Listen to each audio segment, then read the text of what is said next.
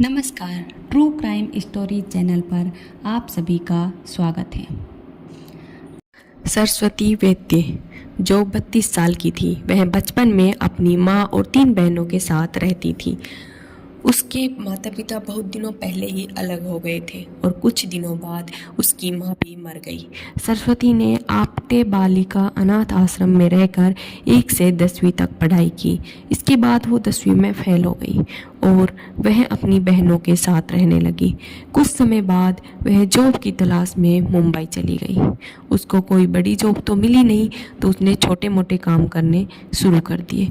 एक दिन वह राशन की दुकान पर सामान लेने गई, जहां उसकी मुलाकात मनोज साहनी से हुई, जिसकी उम्र 56 साल थी।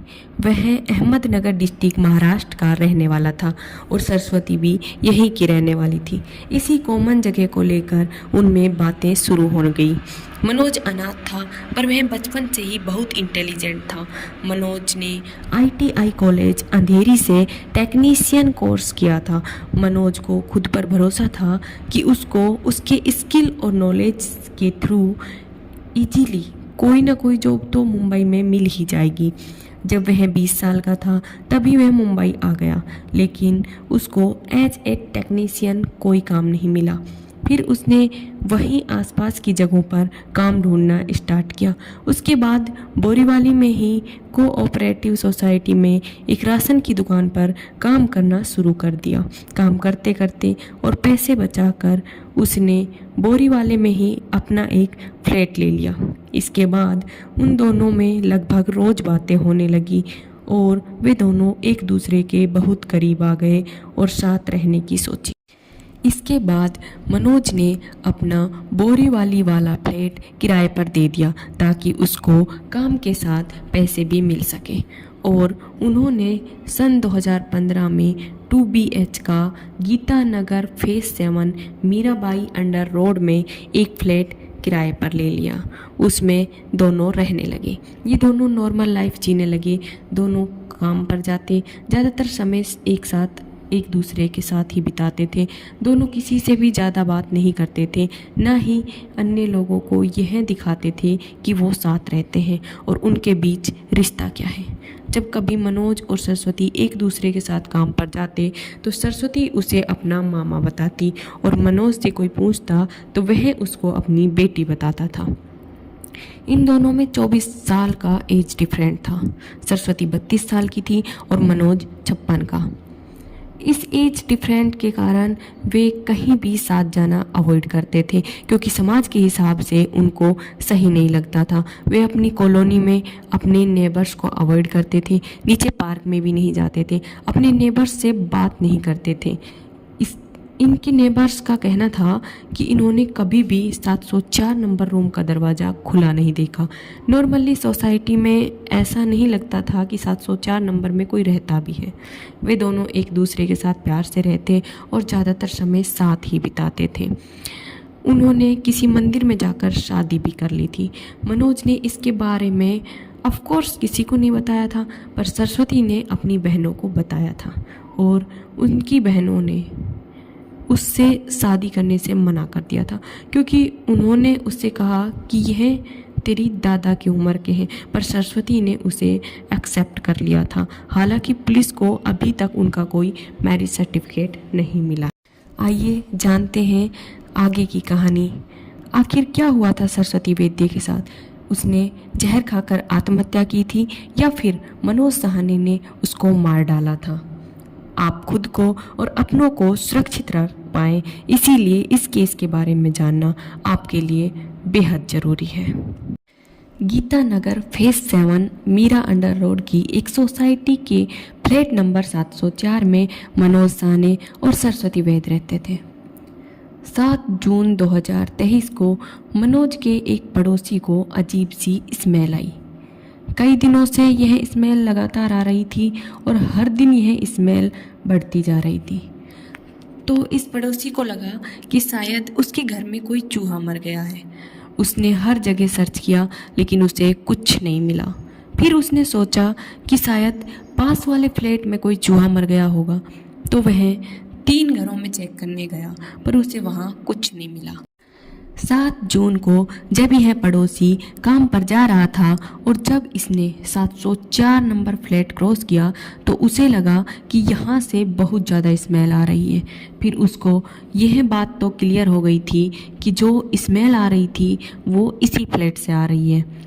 फिर वह उस 704 नंबर के सामने खड़े होकर सोचने लगा कि इतनी स्मेल में लोग कैसे रह लेते होंगे।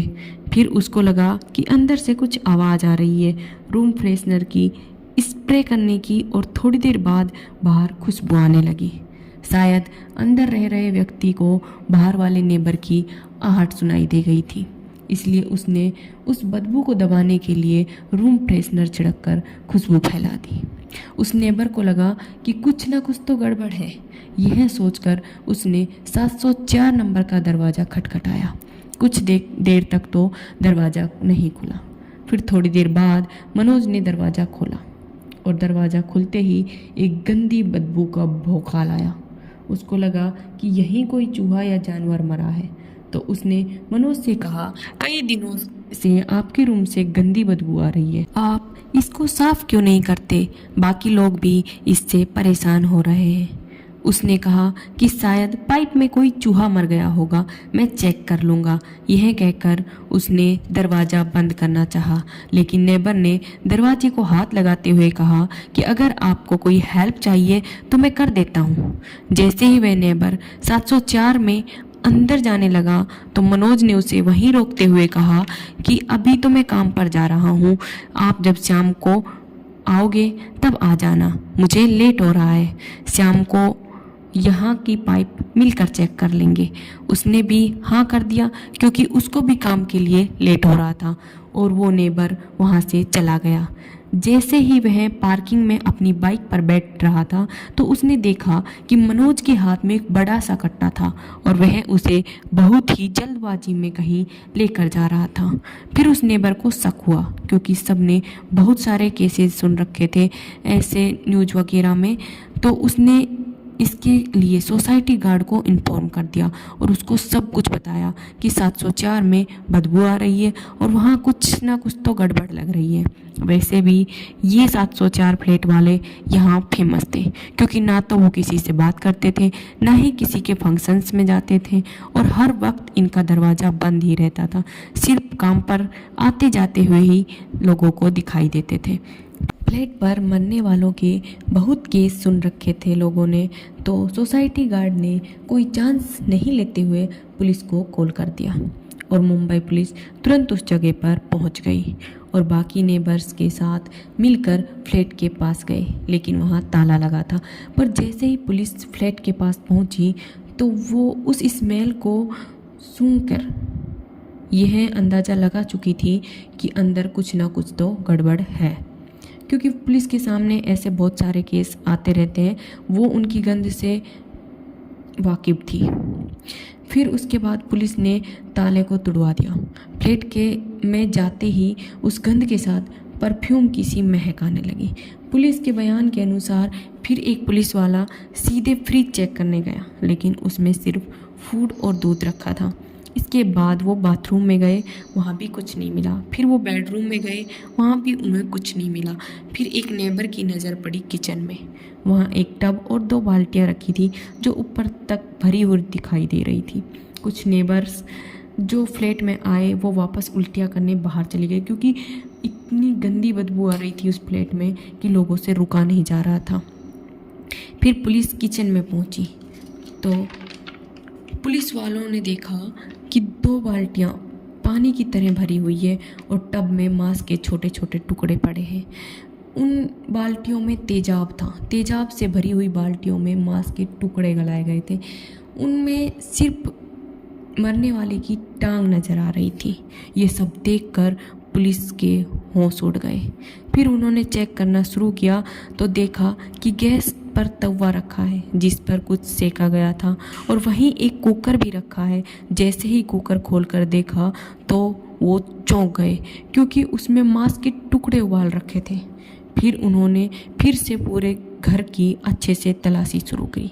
उन्होंने बेडरूम के बेड के नीचे एक चुटिया मिली जिससे पुलिस ने यह कंफर्म हो गया था कि यहाँ किसी लेडी की मौत हुई है। इसी बीच मनोज सोसाइटी में वापस आ गया। उसने नोटिस किया कि ऊपर से बहुत ज़्यादा आवाज़ें आ रही है और उसने जैसे ही आसपास देखा तो पाया कि सोसाइटी के पिछले गेट के पास पुलिस की गाड़ियाँ भी खड़ी हैं।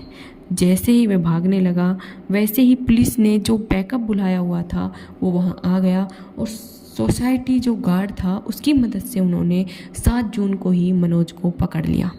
इस केस में मनोज से पूछताछ के दौरान उसने पुलिस को 2 स्टोरियाँ बताई।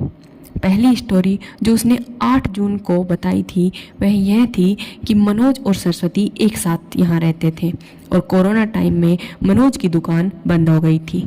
जैसे ही मनोज की जॉब चली गई दोनों में झगड़ा होने लगा। सरस्वती उस पर बहुत चिल्लाती थी। उनकी लड़ाई कोरोना टाइम से ही होने लगी थी।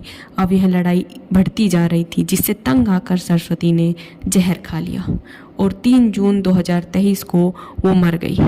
फिर मनोज ने पुलिस को बताया कि वह डर गया था कि लोग यही सोचेंगे कि उसने ही सरस्वती को मारा है, इसलिए उसने श्रद्धा केस से इंस्पायर होकर उसने धीरे धीरे बॉडी को डिस्पोज करना शुरू कर दिया। मनोज 4000 की चैनसो खरीद कर लाया और उस चैनसो से सरस्वती के बॉडी के टुकड़े करना शुरू कर दिए। कुछ टुकड़ों को कुकर में उबाला, कुछ को टॉयलेट में बहा दिया और वो सब कुछ जल्दी जल्दी नहीं कर पा रहा था क्योंकि he is an old man. तो उस टब और बाल्टियों में एसिड डाला और उसमें उसने सरस्वती के बड़े बड़े पीसेज डाल दिए। सरस्वती को काटने के बाद वो हर दिन काम पर जाता था और काम से वापस आकर सरस्वती के कुछ बॉडी पार्ट्स को कुकर में पकाता, कुछ को तवों पर सेकता और काम पर जाते वक्त पॉलीथीन में उनको लेकर जाता और नीचे सोसाइटी के बाहर कुत्तों को खिला देता। यह आफताब से भी सातिर था। एक डेड बॉडी अपनी स्टोरी बताती है कि वह कैसे मरी, पर जब डेड बॉडी ही ना होगी तो वे पकड़े कैसे जाएंगे, क्योंकि टुकड़े कहीं डाले जाते तो पुलिस उनको खोज लेती, मगर कुत्तों के अंदर से बॉडी पार्ट्स कैसे निकलते। मनोज ने बहुत ही सातिर तरीके से इस घटना को अंजाम दिया।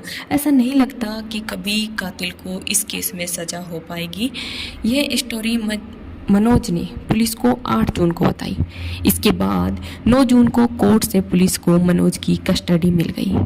पुलिस ने मनोज से फिर से पूछताछ की क्योंकि पुलिस को उसकी बातों पर यकीन नहीं हो रहा था कि जो स्टोरी इसने बताई है वो सच है, क्योंकि मनोज के घर में सरस्वती के बॉडी पार्ट्स के साथ एक टाइल कटर मशीन और एक 200 वोल्ट का इलेक्ट्रिक चैनसो भी मिला था। और जब पुलिस ने मनोज का मोबाइल चेक किया तो उसको हिस्ट्री में fast killing poison search history भी मिली थी, जो कई हफ्तों पहले से सर्च की जा रही थी। यह सब देखकर पुलिस ने उससे कहा कि पहले तूने उस लड़की को अगवा किया, फिर उसका शोषण किया और जब वह कुछ बोलने वाली थी तो तूने उसे मार डाला। तो इसके बाद मनोज ने कहा कि वह ऐसा कर ही नहीं सकता because he was a HIV positive. उसने बताया कि 2008 में उसका एक्सीडेंट हो गया था, तब वह बहुत ज़्यादा ब्लड लॉस होने की वजह से उसे गलती से मुंबई के एक हॉस्पिटल में HIV पॉजिटिव ब्लड चढ़ा दिया गया था और वो कभी भी किसी को HIV का रिस्क नहीं देना चाहता था। पर एक किलर को क्या फ़र्क पड़ता है कि वो किसी को HIV पॉजिटिव दे या ना दे। इस बात पर भी पुलिस को यकीन नहीं हुआ।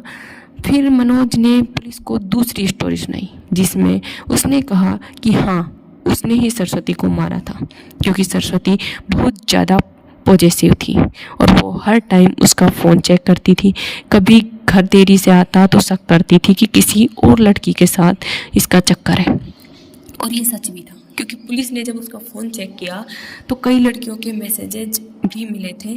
पुलिस भी इस बात से हैरान थी कि लड़कियां एक ओल्ड मैन में क्या देखती थी, पर इससे हमें क्या फ़र्क पड़ता है। मनोज को डर था कि कहीं वह उसे कुछ कर ना दे, इसलिए मनोज ने उसको मार डाला। यह उसने पुलिस के सामने बोला, बट वह कहता था कि सरस्वती उससे बहुत प्यार करती थी। अब हम सोच रहे हैं कि इसने खुद ही बोल दिया तो केस तो सॉल्व हो गया, बट पुलिस अगर इस बेसिस पर कोर्ट ले जाती है और इसने हमारे सामने कबूल किया है, तो मनोज कोर्ट में यह कह देगा कि मुझे पुलिस वालों ने बहुत मारा, टॉर्चर किया और फोर्सफुली मुझसे बुलवाया कि मैंने अपनी बीवी को मार डाला। तो हमें नहीं लगता कि इस बेसिस पर पुलिस इसको केस को सोल्व कर सकती है, और कभी ऐसा भी नहीं लगता कि यह केस सोल्व हो पाएगा, क्योंकि अगर बॉडी बचती तो बॉडी अपना बयान देती, उससे पुलिस कंफर्म कर पाती कि पहले उसने जहर खाया था या फिर मनोज ने उसको मारा था। लेकिन मनोज इतना शातिर था कि उसने एक भी सबूत नहीं छोड़ा।